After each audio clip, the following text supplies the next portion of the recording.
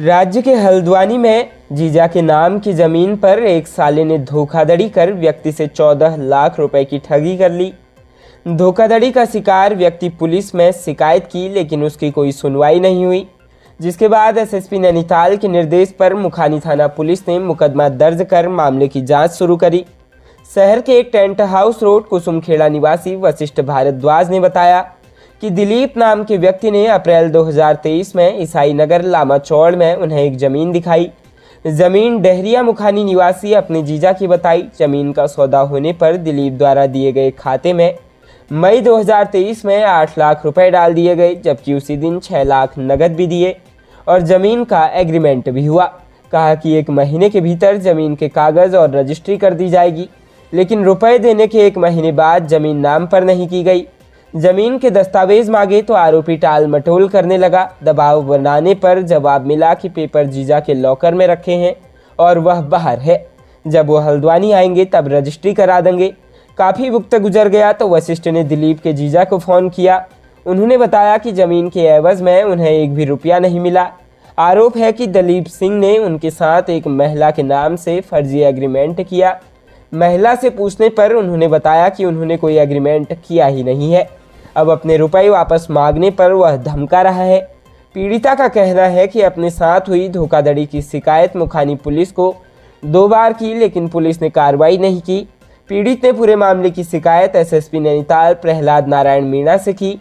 इसके बाद एसएसपी के निर्देश पर आरोपी दिलीप के खिलाफ पुलिस ने धोखाधड़ी का मुकदमा दर्ज किया। एसओ मुखानी विजय मेहता ने बताया कि मुकदमा दर्ज कर मामले की जांच शुरू कर दी है। जल्द आरोपी के खिलाफ कार्रवाई की जाएगी। राज्य के हरिद्वार के रुड़की में हाई टेंशन लाइन पर गिरे कपड़े को उतारना सुरक्षा कर्मी को भारी पड़ गया। दरअसल हाई टेंशन की तार से कपड़ा उतारते समय फैक्ट्री का सुरक्षा कर्मी करंट की चपेट में आकर बुरी तरह झुलस गया। हालांकि घटना के दौरान बिजली की लाइन में हुए फॉल्ट से पूरे घर की फिटिंग भी जलकर राख हो गई। आनन फानन में उसे अस्पताल में भर्ती कराया गया, जहां चिकित्सकों ने उसकी गंभीर हालत को देखते हुए हायर सेंटर रेफर कर दिया। जानकारी के मुताबिक फैक्ट्री का सुरक्षा कर्मी कंवरपाल निवासी बिजनौर यूपी हाल निवासी रुड़की सिविल लाइन कोतवाली क्षेत्र में ग्रीन पार्क कॉलोनी में एक किराए के मकान में अपने परिवार के साथ रहता है। उसके घर की छत पर फैलाया गया कपड़ा उड़कर मकान से सटी बिजली की हाई टेंशन लाइन पर गिर गया था। कपड़ा उतारने के लिए सुरक्षा कर्मी छत पर गया और कंवरपाल ने एक लोहे के पाइप से बिजली की हाई टेंशन लाइन से कपड़ा उतारने का प्रयास किया। इसी चक्कर में हाई टेंशन लाइन ने उसे चपेट में ले लिया। हादसे में वो बुरी तरह से झुलस गया। इसी के साथ जोरदार आवाज़ के साथ लाइन में फॉल्ट भी हुआ। फॉल्ट की आवाज़ सुनकर आसपास के लोग मौके पर पहुंचे और बुरी तरह से झुलसे सुरक्षा कर्मी को उपचार के लिए रुड़की के सिविल अस्पताल ले जाया गया, जहां से उसकी अस्पताल के चिकित्सकों ने हालत को गंभीर देखते हुए हायर सेंटर ऋषिकेश एम्स के लिए रेफर कर दिया। वहीं लाइन में फॉल्ट होने से पूरे घर की बिजली की फिटिंग भी पूरी तरह से जलकर राख हो गई। राज्य उत्तराखंड में एक बार फिर से मौसम का मिजाज बदल रहा है। मौसम विभाग की माने तो 3 मार्च यानी आज से दोबारा बारिश का दौर शुरू हो सकता है। चेतावनी के तौर पर येलो अलर्ट जारी किया गया है, जिसके तहत कुछ जनपदों में बारिश हो सकती है। उत्तराखंड मौसम विभाग के मुताबिक आज उत्तरकाशी, रुद्रप्रयाग और चमोली जनपद के अनेक स्थानों पर हल्की से मध्यम बारिश होने की संभावना है, जबकि बागेश्वर और पिथौरागढ़ जनपदों में कुछ स्थानों पर बारिश हो सकती है, जबकि देहरादून और टिहरी जनपदों में कहीं कहीं बहुत हल्की से हल्की बारिश होने की संभावना है, जबकि सूबे का बाकी जनपदों में मौसम शुष्क रहेगा।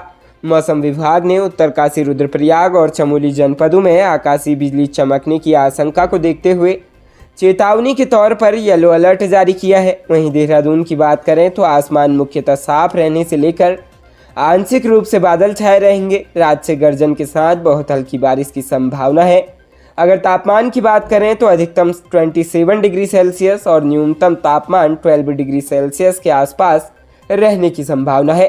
वहीं सीएम धामी ने कहा कि फरवरी और मार्च में हिमस्खलन की संभावना बढ़ जाती है। ऐसे में आपदा प्रबंधन विभाग के माध्यम से एडवाइजरी जारी कर दी गई है। जो भी श्रमिक उच्च हिमालयी क्षेत्रों में काम कर रहे हैं उन्हें सुरक्षित स्थानों पर भेजने को कहा। जिन क्षेत्रों में भारी बर्फबारी के कारण विद्युत व्यवस्था और संचार व्यवस्था बाधित है, उन्हें दुरुस्त करने के लिए युद्ध स्तर पर कार्य किया जा रहा है। राज्य उत्तराखंड के हरिद्वार जनपद के पिरान कलियर के नामी होटल में चल रहे देह व्यापार का भंडाफोड़ हुआ। एंटी ह्यूमन ट्रैफिकिंग यूनिट और पुलिस की संयुक्त टीम ने यहां छापा मारा। टीम ने होटल से 5 महिलाओं समेत 9 आरोपियों को गिरफ्तार किया। हालांकि होटल संचालक और मैनेजर मौके से फरार हो गए। दरअसल एसएसपी हरिद्वार प्रमेंद्र डोभाल द्वारा सभी थाना पुलिस को रैकेट में शामिल व्यक्तियों के खिलाफ सख्त कार्रवाई करने के निर्देश दिए गए। इसी के साथ पुलिस अधीक्षक ग्रामीण व क्षेत्राधिकारी रुड़की द्वारा विश्व प्रसिद्ध स्थल पिरान कलियर में गेस्ट हाउस होटल की आड़ में देह व्यापार के कारोबार में शामिल व्यक्तियों के खिलाफ सख्त कार्रवाई करने के निर्देश दिए गए। देह व्यापार से जुड़े लोगों के खिलाफ कलियर पुलिस द्वारा अभियान चलाया गया। अभियान के तहत एंटी ह्यूमन ट्रैफिकिंग यूनिट और कलियर पुलिस की संयुक्त टीम ने मिलकर सोहलपुर रोड पर स्थित एक गेस्ट हाउस पर छापा मारा। टीम ने छापेमारी के दौरान मौके से 5 महिलाएं और 4 पुरुषों को आपत्तिजनक सामग्री के साथ गिरफ्तार किया। पुलिस द्वारा आरोपियों के खिलाफ अनैतिक देह व्यापार एक्ट व पॉक्सो अधिनियम की धाराओं में मुकदमा दर्ज किया गया है। बताया गया है कि मुख्य आरोपी मुस्तफा काफी समय से गिरोह बनाकर देह व्यापार का धंधा चला रहा था और अपने गेस्ट हाउस पर बाहर से गरीब महिलाओं लड़कियों को काम दिलाने के नाम पर ग्राहकों का इंतजाम कर उनसे देह व्यापार करवाता था। मुस्तफा के खिलाफ पहले भी कई मुकदमे दर्ज हैं। हरिद्वार जनपद के मंगलौर कोतवाली क्षेत्र में बाइक सवार बदमाशों से पुलिस की मुठभेड़ हो गई। जवाबी फायरिंग में एक बदमाश घायल हो गया, वहीं 2 बदमाश मौके से भागकर गन्ने के खेत में घुस गए। पुलिस ने कॉम्बिंग अभियान चलाकर फरार दोनों बदमाशों को भी तमंचे के साथ गन्ने के खेत से धर दबोचा। वहीं गोली लगने से घायल हुए बदमाश को पुलिस ने अस्पताल में उपचार के लिए भर्ती कराया। तीनों आरोपियों ने हाल ही में 2 भाइयों को लंढौरा कस्बे में गोली मारी थी, जिनमें से एक भाई की जान चली गई थी। पुलिस उसी समय से आरोपियों की तलाश कर रही थी। बीती 28 फरवरी की देर शाम मंगलौर कोतवाली क्षेत्र के लंढौरा कस्बे में कार सवार युवकों ने 2 भाइयों ताजिम और इकराम पर गोली चला दी थी। गोली लगने के दौरान इकराम की मौत हो गई थी, जबकि उसका भाई ताजिम गंभीर रूप से घायल हो गया था। मामले में पुलिस ने मृतक के जीजा की तहरीर पर 3 नामजद और 4 अज्ञात लोगों के खिलाफ जान लेने का मुकदमा दर्ज किया, जिसके बाद एसएसपी हरिद्वार प्रमेंद्र डोभाल ने मामले का जल्द खुलासा करने के लिए मंगलौर कोतवाली प्रभारी के नेतृत्व में टीम का गठन किया था। गठित की गई टीम ने बदमाशों के संभावित ठिकानों पर दबिश दी और सीसीटीवी कैमरे खंगाले गए, लेकिन टीम को कोई सफलता हाथ नहीं लगी। वहीं बीती देर रात मंगलौर कोतवाली पुलिस वाहनों की चेकिंग कर रही थी। चेकिंग के दौरान एक मोटरसाइकिल पर सवार 3 संदिग्ध पुलिस टीम को देखकर पीछे मुड़कर भागने का प्रयास करने लगे। जब पुलिसकर्मियों ने उनको रोकने का प्रयास किया तो उन्होंने पुलिस टीम पर फायर झोंक दिया।